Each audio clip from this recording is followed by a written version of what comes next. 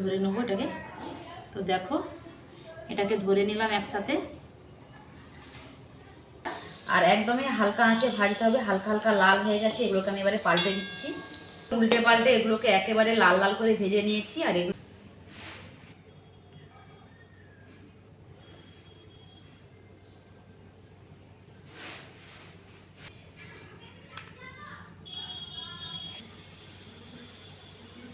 কতটা মচমচে হয়েছে দেখো, আওয়াজ শুনে বুঝতে পারছো একদম হাতে মুঠো করার সঙ্গে সঙ্গেই চুনো হয়ে গেছে।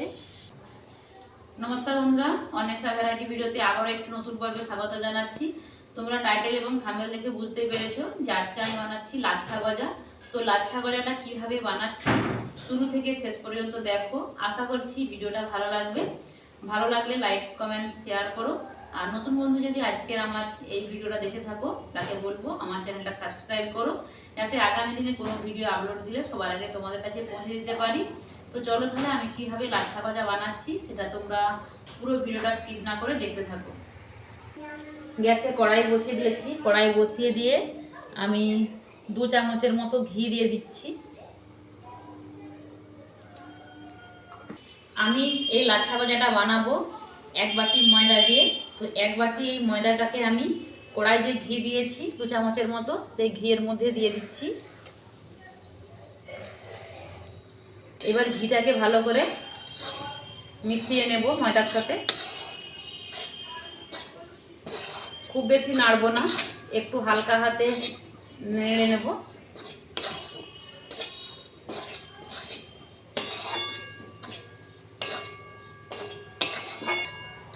একটা সুন্দর স্মেল এসেছে আর ঝরঝরেও হয়ে গেছে। এবার আমি এই ময়দাটাকে গ্যাসের ফ্লেম বন্ধ করে নামিয়ে নেব। তো একটা পাত্রে আমি এটাকে ঢেলে নিচ্ছি। সামান্য পরিমাণে লবণ দিয়ে দিলাম, দিয়ে ভালো করে এটাকে হাত দিয়ে লবণটাকে ময়দার সঙ্গে মিশিয়ে দেব। আর ঘি আর ময়দাটাকে কড়ায় একটু নাড়ার জন্য এত সুন্দর একটা সুন্দর স্মেল এসেছে, তোমরা যখন বানাবে তখন বুঝতে পারবে। আর তোমরা যদি ঘি দিতে না চাও সাদা তেল দিয়েও এটা মানে বানাতে পারো, কোনো অসুবিধে নেই। তো দেখো হাত দিয়ে মুঠো করলে একদম মুঠো মুঠো হয়ে যাচ্ছে। তো আমার সুন্দর ময়াম হয়ে গেছে। এটাকে এবারে জল দিয়ে একটা শক্ত ডো তৈরি করব। হাত দিয়ে একদম সামান্য করে জল দিতে হবে, খুব বেশি জলের প্রয়োজন নেই। আর এটা একদম শক্ত শক্ত ডো হবে, রুটি বা পরোটার মতো এরকম নরম হবে না।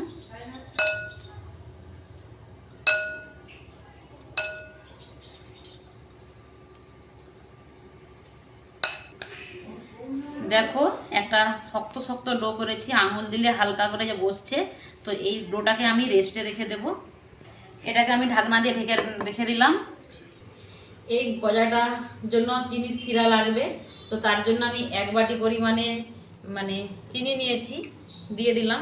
আর এই বাটিতে হাফ বাটি জল দেব, আর খুব বেশি জল দেব না। তো এর হাফ বাটি জল দিয়ে দিলাম। পুরো এলাচ ফাটিয়ে দিয়ে দিলাম। এবার একটুকে নাড়াচাড়া করছি, একটুক্ষণ হিট লেগে গেলে গলে যাবে। এটা গলে গিয়ে রসটা ফুটে গেলেই নামিয়ে দেব। দেখো চিনিটা গলে গেছে আর রসটা ফুটে গেছে, কালারটা একটু অন্যরকম হয়ে গেছে। এটাকে এবার এটা আমি নামিয়ে নেব, খুব আঠালো এটা করবো না। রসটা নামিয়ে রেখে দিয়েছি।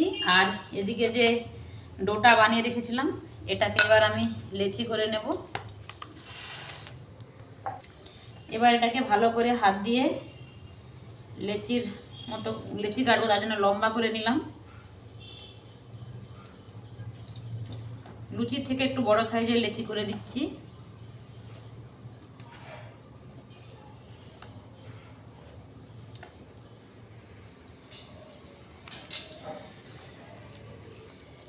লেচিগুলোকে গোল করে নিচ্ছি, এটাকে এবারে বেলে নেব। এমনি খালি বেলছি, এটাকে একদম পাতলা করে বেলে নেব।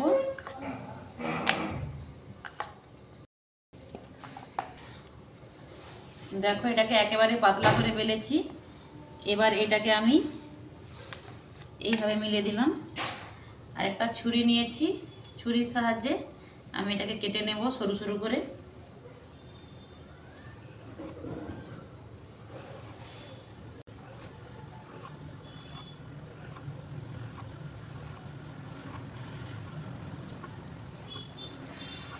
কেটে নেওয়ার পর সামান্য পরিমাণে ময়দা এর উপর ছড়িয়ে দিচ্ছি, যাতে একে অপরের গায়ে না লেগে যায়।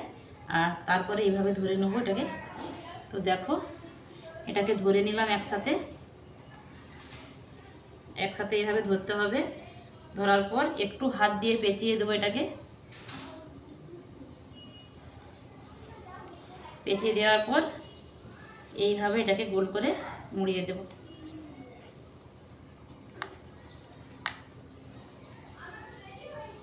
মুখটাকে এইভাবে মুড়ে দিলাম যাতে না খুলে যায় তেলে দেওয়ার পর। তো দেখো কত সুন্দর এটা মোড়া হয়ে গেছে। তো আমি আবার একটা তোমাদেরকে বানিয়ে দেখাবো। এরকমভাবে এটাকে আমি কেটে নিয়েছি, এটার উপরেও ময়দা ছড়িয়ে দিলাম, একটু হাত দিয়ে মেখে দিচ্ছি, তারপর এইভাবে এটাকে ধরে তুলে নেব। তো দেখো একই রকমভাবে এটাকে একটু হালকা পেঁচিয়ে দিলাম। পেঁচিয়ে দেওয়ার পর দুটো মুখকে, এই মুখটাকে একটু চিপে দিয়ে দুটো মুখকে একসাথে আটকে দেব। তো দেখো এটাও বানিয়ে দিলাম, কত সুন্দর এটাও হয়ে গেছে। একই রকমভাবে আমি সবগুলোই বানিয়ে নেব। তো একই রকমভাবে আমি সবগুলোই বেলে নিয়েছি, এবার এগুলোকে আমি ভেজে নেব। তেল গরম হয়ে গেছে, এবার একটা করে এই লাচ্ছা গজা এই তেলের মধ্যে দিয়ে দেব। আর একেবারে হালকা আঁচে ভাজতে হবে, নাহলে এই ভেতরটা ভাজা হবে না, পুড়ে যাবে। তো গ্যাসের ফ্লেম একেবারে মিডিয়ামে রাখবো। আর সবগুলোই এই ডুবো তেলে দিয়ে দিচ্ছি। দেখো এগুলো কেমন ফুলে গেছে কতটা, আর একদমই হালকা আঁচে ভাজতে হবে, হালকা হালকা লাল হয়ে গেছে। এগুলোকে আমি এবারে পাল্টে দিচ্ছি। আর দেখতে কতটা সুন্দর লাগছে দেখো, একদম মানে পেঁচানো পেঁচানো, খুব সুন্দর লাগছে দেখতে। আর এগুলোকে উল্টে পাল্টে হালকা হাঁচে ভাজতে হবে, নাহলে ভেতরটা ভালোভাবে ভাজা হবে না। একদম সুন্দর করে লাল লাল করে এগুলোকে ভেজে নেব। সুন্দর উল্টে পাল্টে এগুলোকে একেবারে লাল লাল করে ভেজে নিয়েছি। আর এগুলো আমার ভাজা হয়েও গেছে, এবার এগুলোকে আমি তুলে নিচ্ছি।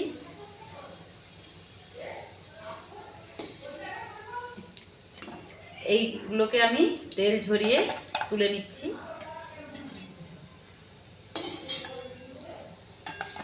দেখো দেখতে কতটা সুন্দর লাগছে। একই রকম ভাবে আমি আরো যে বাকিগুলো আছে সেগুলোকেও ভেজে নেব।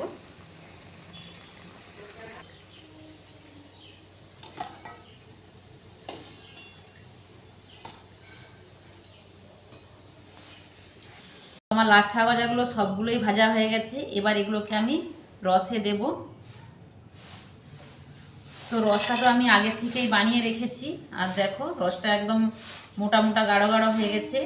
এর মধ্যে আমি গজাগুলোকে একটা একটা দিয়ে দেব, দিয়ে এরকম পাল্টে দেব। আর এটা বেশিক্ষণ রাখবো না রসের মধ্যে।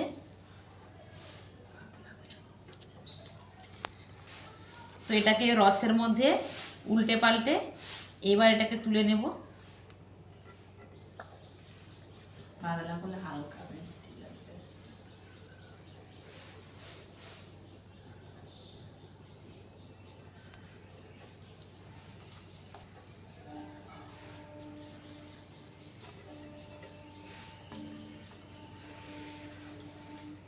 একই রকমভাবে সবগুলোকে রসে এপিট ওপিট করে ভিজিয়ে নিয়ে তুলে নিচ্ছি। আর এর ভিতরে রস ঢোকার কোনো দরকার নেই, উপরটা রসালো থাকবে আর ভিতরটা খাস্তা থাকবে। তো একই রকমভাবে আমি সবগুলোকেই করে নেব।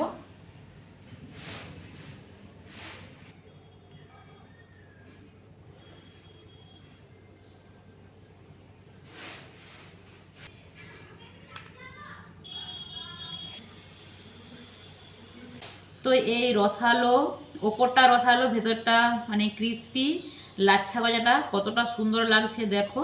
আর তোমাদেরকে ভেঙে দেখাচ্ছি, শুদ্ধ দেখো যে কতটা মচমচে হয়েছে। দেখো আওয়াজ শুনে বুঝতে পারছো, একদম হাতে মুঠো করার সঙ্গে সঙ্গেই চুনো হয়ে গেছে। দেখে বুঝতে পারছো যে কতটা মানে গজাগুলো খাস্তা হয়েছে।